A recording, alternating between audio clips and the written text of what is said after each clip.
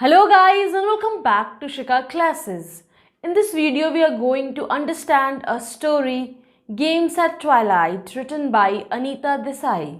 इस स्टोरी का जो टाइटल है उसकी मीनिंग समझते हैं।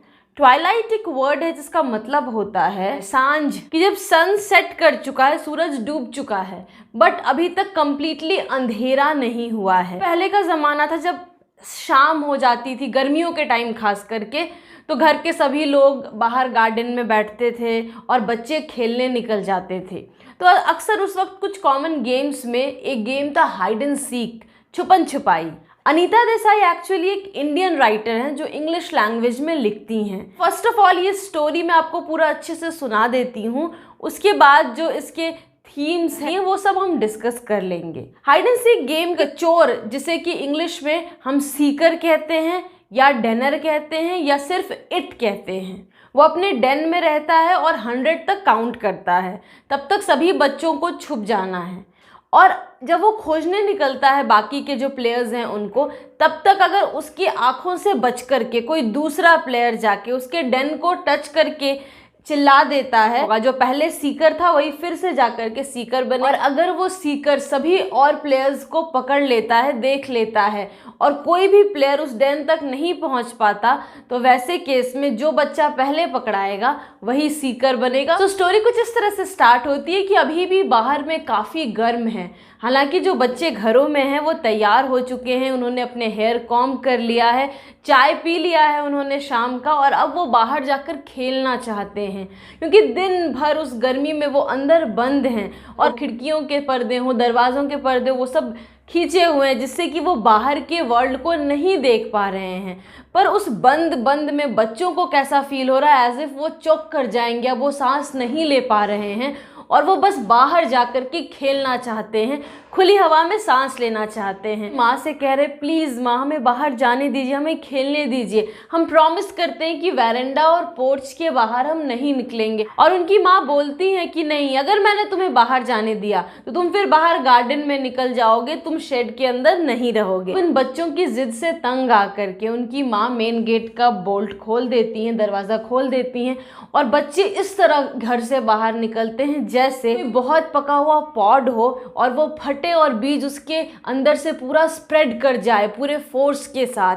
और माँ वापस से अपने नहाने चली जाती हैं ताकि वो फ्रेश पाउडर छीट के सुंदर सी साड़ी पहन लें, क्योंकि शाम में फिर अड़ोस पड़ोस के सभी लोग बाहर में उस बेंत की कुर्सी पर बैठेंगे। बच्चे जैसे ही बाहर निकलते हैं उन्हें काफ़ी गर्मी लगती है, पर वो खुश होते हैं क्योंकि उन्हें बाहर की हवा में फाइनली सांस लेने का मौका मिल रहा है। वहाँ कोई जानवर कुछ नहीं रहता, इनफैक्ट जो चिड़िया भी है वो किसी डाली में सूखे हुए पत्ते की तरह ऐसे बैठी हुई है। स्क्विरल है वो कुछ दिखाई दे रही हैं क्योंकि जहाँ मिट्टी हल्की गीली। कुत्ता भी वैरेंडा के मैट पर सोया हुआ है, उसके भी अंदर इतनी हिम्मत नहीं है कि वो उठ करके इन बच्चों के साथ थोड़ा दौड़ ले। वो अपने पूंछ को हल्का हिलाता और वापस से वहीं पर सो जाता है। हाँ, बोगनविलिया के कुछ सुंदर पर्पल और मैजेंटा कलर के फ्लावर्स खिले हुए हैं और बच्चे जब घर से बाहर निकलते हैं तो ऑफकोर्स वो काफ़ी चीखते हैं, चिल्लाते हैं, खुशियाँ मनाते हैं। और उन्हीं के इस चीख से कुछ ग्रुप ऑफ पैरट्स किसी पेड़ से निकलकर उड़ते हुए आवाज़ करते हुए आसमान में कहीं चले जाते हैं और बच्चे बिजनेस को शुरू करने के लिए तैयार हैं। क्या बिजनेस? तो बच्चों का तो एक ही बिजनेस होता है, खेलने का। उनमें से कोई बोलता है चलो हम लोग हाइड एंड सीक खेलते हैं, तो इट कौन होगा? कोई बच्चा बोलता है कि अरे तुम तो सबसे बड़े हो, तुम ही इट बन जाओ, तुम ही चोर बन जाओ। तो आपस में अब इस बात में भी सब झगड़ा करने लगते हैं। तभी हर एक ग्रुप ऑफ चिल्ड्रन में एक माँ टाइप की कोई ना कोई लड़की होती ही है, वही है मीरा। वो सबको अलग करती, नहीं झगड़ा नहीं, और फिर सबको एक राउंड में अरेंज करती है और सभी बच्चे फिर साथ में बोलने लगते हैं डिप डिप डिप माई ब्लू शिप। तो हाथ ये दो तरह से मूवमेंट हो रहा है, एक बार पाम ऑन पाम और एक बार ये पीछे का हिस्सा इस पे आ रहा है। तो इसी दोनों में से कोई एक ऐसा पोजीशन है जब रुका सब लोग, और जिसका ऐसा पोजीशन है, सपोज वो लोग सब बाहर निकल जाते हैं, मतलब वो अब आज़ाद है, वो अब चोर नहीं बनेंगे। और ऐसे एक एक करके सारे बच्चे निकलते जाते हैं, जो लास्ट में बच गया वही चोर बनता है। इस तरह से डिसाइड हो जाता है कि रघु चोर बनेगा। रघु को डिस्क्राइब किया गया है, वो एक बहुत लंबा लड़का है, बहुत हेयरी है उसकी बॉडी, और वो फुटबॉल चैंपियन भी रहा है। हालांकि रघु बहुत चिल्लाता है कि नहीं मीरा तुमने चीटिंग की है, अनु तुमने चीटिंग की है, मैं चोर नहीं हूँ, लेकिन उसकी चीख सुनने के लिए कोई नहीं होता।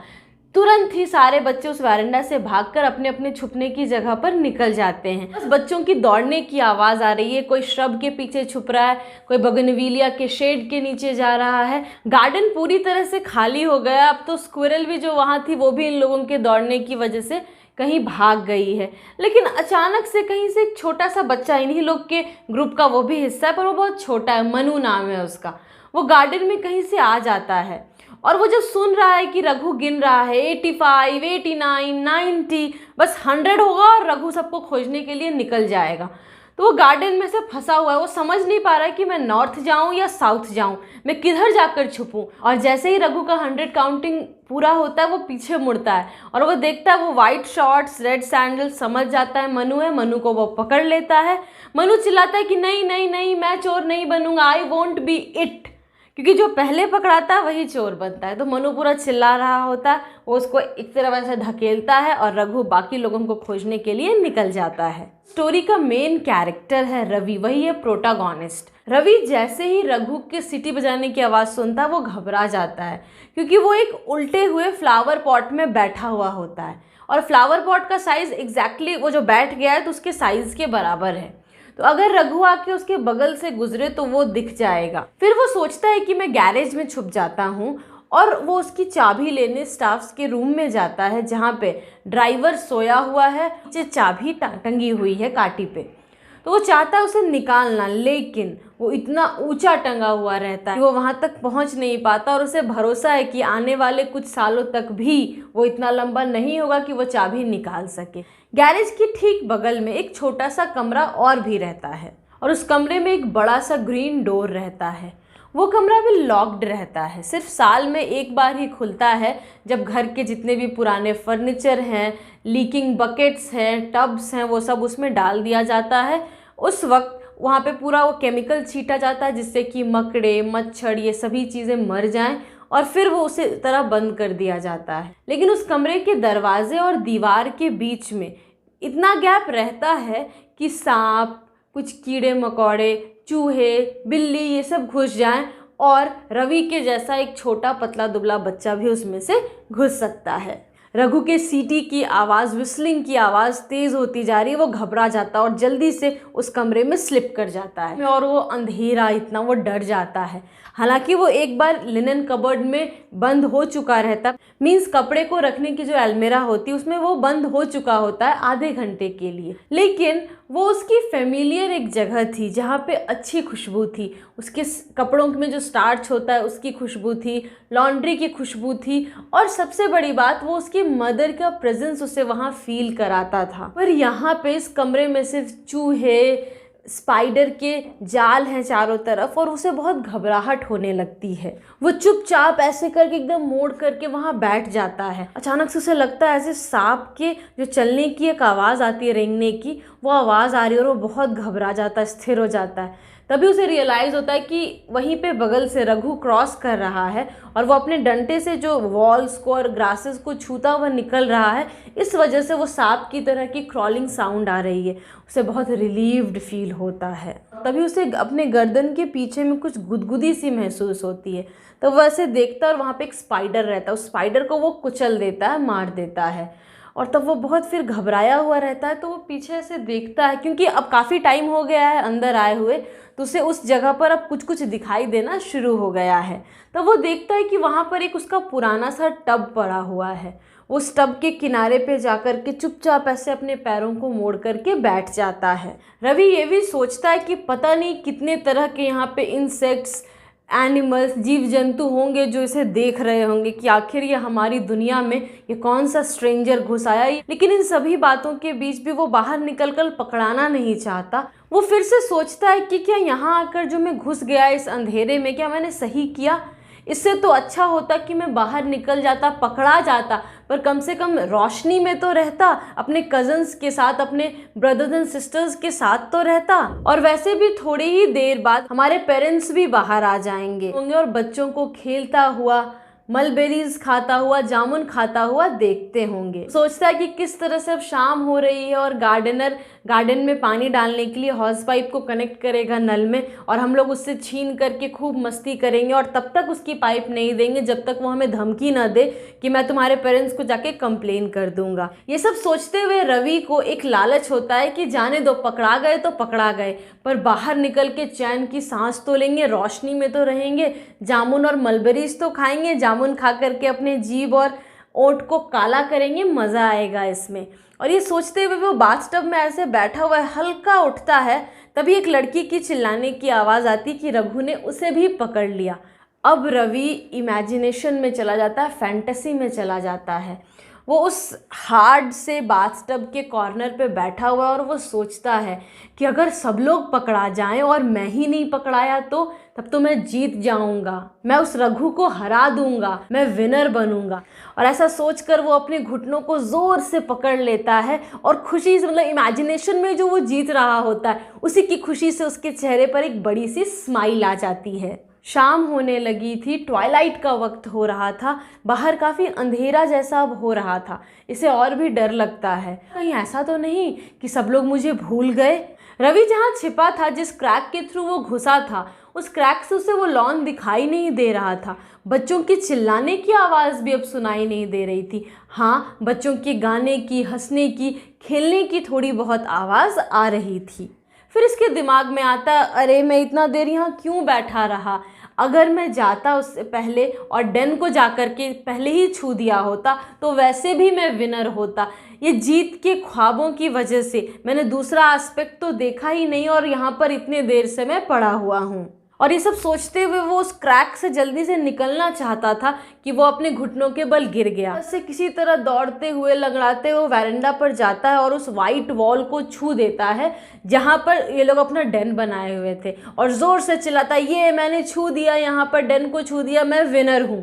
तभी जो सारे बच्चे और कहीं और खेल रहे थे, जो पेरेंट्स थे सबके, वो सभी इसकी तरफ देखते हैं। कुछ वक्त तो बच्चे समझ ही नहीं पाते कि आखिर रवि बोल क्या रहा है। और वैसे भी रवि जब उस वाइट वॉल को छूता है, अपनी माँ को देखता है, उतने सारे लोगों को देखता है, वो पहले से ही काफ़ी इमोशनल था। इतने देर तक वो उस अंधेरे में अकेले था और उसे चोट भी लग गई थी, तो वहाँ पे वो डेन को छूता है, चिल्लाता और गिर के रोने भी लगता है। रवि की माँ उसे पकड़कर चुप करा रही होती है, तभी वो अपनी माँ के पकड़ से बाहर निकलता है और फिर चिल्लाता है, मैं जीत गया। बच्चों को समझने में थोड़ा वक्त लगा, क्योंकि काफ़ी देर पहले उनका ये खेल खत्म हो चुका था। वो लोग लड़ भी रहे थे कि अब अगली बार चोर कौन बनेगा, और उनकी लड़ाई को बंद कराने के लिए उनके पेरेंट्स बोले कि नहीं, अब तुम लोग दूसरा गेम खेलो। रवि को सब बच्चे भूल चुके थे। उतने समय में बच्चे लोग गार्डनर को परेशान भी कर चुके थे, पानी जब वो डाल रहा था गार्डन में। उनके फादर्स ऑफिस से लौट भी आए थे और उनकी गाड़ियों को साफ करने में उन लोगों ने सर्वेंट्स की मदद भी की थी। भी मीरा बोलती है कि रवि, मूर्ख जैसी बातें मत करो, अगर तुमको हमारे साथ खेलना है तो लाइन के पीछे लग जाओ।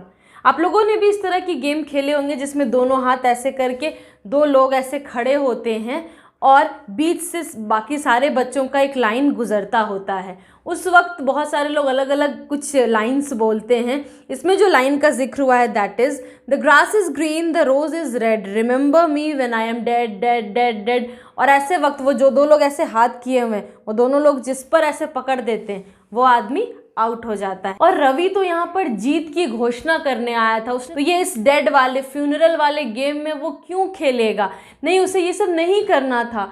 और जब वो ऐसा देख रहा है कि किसी के नज़र में उसकी जीत का कोई इम्पोर्टेंस ही नहीं है, इनफैक्ट उस लड़के का कोई इम्पोर्टेंस नहीं जो इतना देर तक एब्सेंट था, पर किसी ने उसे खोजने की तक कोशिश नहीं की, और ऐसा सोच करके वो अचानक से चुप हो जाता। उसका दिल बहुत भारी हो रहा था और वो जाता है और घास में उल्टा होकर के लेट जाता है, बिल्कुल शांत हो जाता है। अपने इनसिग्निफिकेंस को वो एक्सेप्ट करने की कोशिश करता है। तो स्टोरी के थ्रू बेसिकली अनीता देसाई हमें कुछ बातों को समझाने की कोशिश कर रही हैं। एज, ग्लोरी, इनसिग्निफिकेंस, कि किस तरह से जब हम छोटे होते हैं हम बहुत सारे सपने देखते हैं, हम एक नाम, एक इज्जत, एक शोहरत कमाने की कोशिश करते हैं। एक छोटा सा गेम है हाइड एंड सीक का गेम, जो आज है, आज याद रहेगा लोगों को, कल लोग भूल जाएंगे कि कौन जीता था उस गेम को, कोई रिकॉर्ड भी नहीं रहेगा। फिर भी एक बच्चा उस छोटे से गेम में भी जीतने के सपने देखता है, क्योंकि उसके लिए सब कुछ बहुत मुश्किल होता है। वो ये रियलाइज़ नहीं करता उस वक्त कि कोई बहुत बड़ी बात भी हो, कोई बहुत बड़ा चीज़ भी आपने अचीव किया हो, तो वो कुछ समय तक सिग्निफिकेंट रहती है और उसके बाद गायब हो जाती है। ये जैसे बालू में पड़े पैर के चिन्ह, एक हवा का झोंका आएगा और वो सभी चिन्ह को मिटा देगा। और जैसे जैसे हम बड़े होते हैं हमें ये बातें समझ में आने लगती हैं। रवि के साथ भी बिल्कुल ऐसा ही होता है। वो शुरू में वो छुप जाता है, वो किसी भी तरह उस गेम को जीतना चाहता है, अपने आप को उस अंधेरे कमरे में घुसा लेता है, लेकिन बाद में जब उसे रियलाइज़ होता है कि वो इनसिग्निफिकेंट है, उसकी जीत इनसिग्निफिकेंट है, तो वो शांत हो जाता है और इस बात पर वो सोचने लगता है, चुपचाप वो घास पर लेट जाता है। स्टोरी के थ्रू अनीता देसाई ने दिखाने की कोशिश की है कि जो लोग बड़े होते हैं, चाहे वो सोसाइटी में फाइनेंशियली बड़े होते हैं, कास्ट वाइज बड़े होते हैं, वो लोग हमेशा अपना एक डोमिनेंस दिखाने की कोशिश करते हैं। जिस तरह से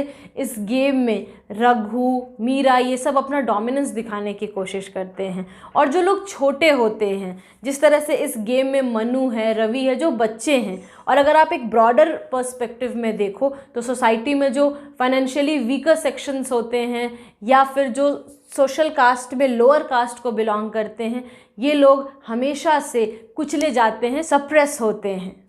सो गाइज, होप आपको ये स्टोरी अच्छे से समझ में आ गई हो। फिर भी कोई डाउट्स रह गए हो, feel free to mention it in the comment box below, या फिर आप मुझे मेरे फेसबुक पेज पर मैसेज भी कर सकते हैं, लिंक मैंने डिस्क्रिप्शन में दिया है।